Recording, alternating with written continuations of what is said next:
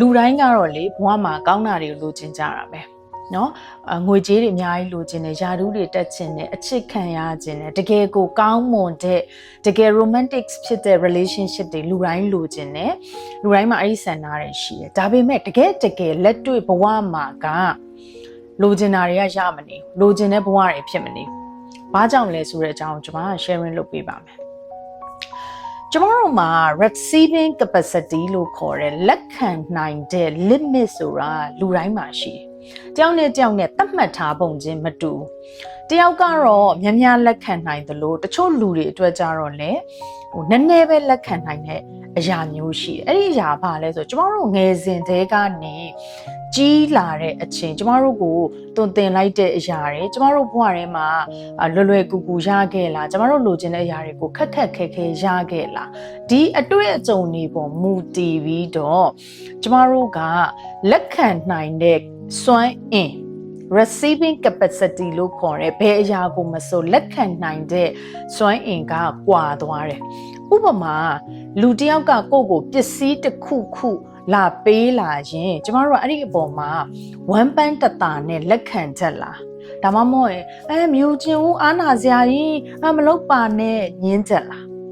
ကျမဆိုလိုချင်တာအတင်းကိုကလောဘကြီးပြီးတော့လိုက်တောင်းနေဖို့ပြောတာမဟုတ်တချို့ကကိုယ်မေတ္တာရှိလို့တချို့ကကိုယ်ချစ်လို့ကျမတို့လက်ဆောင်လေးတွေပေးလာတယ်เนาะကျမတို့အတွက်ကိုညီပေးတယ်နှုတ်နဲ့ဖြစ်ပါစေเนาะကိုနဲ့ဖြစ်ပါစေဒီလိုအရာတွေအပေါ်မှာကျမတို့က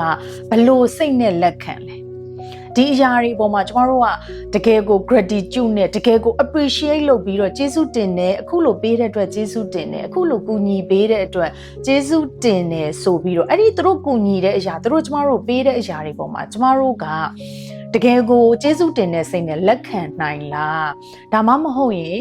အာနာစရာကြီးမပေးပါနဲ့မလုပ်ပါနဲ့ဒီလိုမျိုးကျမတို့ကညင်းချက်လားအဲ့ဒီအရာပေါ်မှာမူတည်ပြီးတော့ကိုယ့်ရဲ့လက်ခံနိုင်တဲ့ပမာဏကကွာသွားတယ်နောက်ထပ်ကောင်းတဲ့အရာတွေကကျမတို့ဘဝတွေဝင်လာဖို့အတွက်ကိုသူကအရှိန်အဟုန်ဖြစ်သွားတယ်ကျမတို့ကဒီလိုကိုသူများက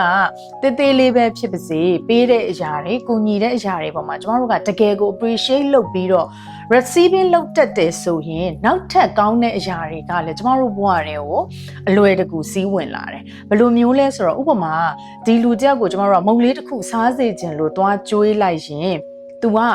တကယ်ကိုအားရပါရမင်းရရှက်ရစားတယ်ဆိုရင်ကျမတို့ကဝမ်းသာတယ်လေအဲ့တော့ကျမတို့ကဘာဖြစ်လဲထက်ခါကြွေးခြင်းနဲ့ပေးခြင်းနဲ့ကျမတို့ကတော့စားစေခြင်းလို့ကြွေးလိုက်တာပဲဒါပေမဲ့ तू ကမကြိုက်ဘူးအားနာစရာကြီးမစားတော့ဘူးနော်ပဲများနေတော့ကျမတို့ဘာဖြစ်လဲနောက်တစ်ခေါက်ထပ်ကြွေးခြင်းစိတ်ကမရှိတော့အဲ့ဒီသဘောပဲ universe နဲ့အလုံးလုံးတဲ့အခါမှာကျမတို့ဘဝတွေကို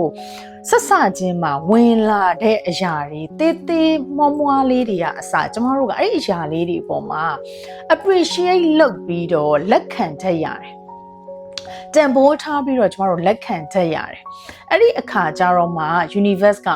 तू ကလက်ခံနိုင်တယ်ငါပေးတာ哦ဆို तू ကတိသွားပြီးတော့နောက်ထပ်ကောင်းတဲ့အရာတွေအများကြီးဘဝတွေကိုထပ်ပြီးတော့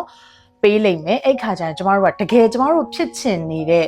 ဆန္ဒတွေအရာတွေဆိုတာပြေဝလာလိမ့်မယ်အဲ့လိုမှမဟုတ်ဘဲနဲ့ကျမတို့ကညင်းနေတယ်ဆိုရင် universe ကဘာသဘောပေါက်သွားလဲဆိုတော့သူ့ကိုပေးမနေနဲ့တော့ तू ကလက်မခံနိုင်ဘူး तू ကဒီလိုသဘောပေါက်သွားပြီးတော့ကျမတို့ဘဝတွေဝင်လာမဲ့အရာတွေကနှောင့်နှေးသွားတယ်ကြန့်ကြာသွားတယ်ဝင်မလာတော့ဘူးဒီလိုမျိုးတွေဖြစ်နေတတ်တယ်ကို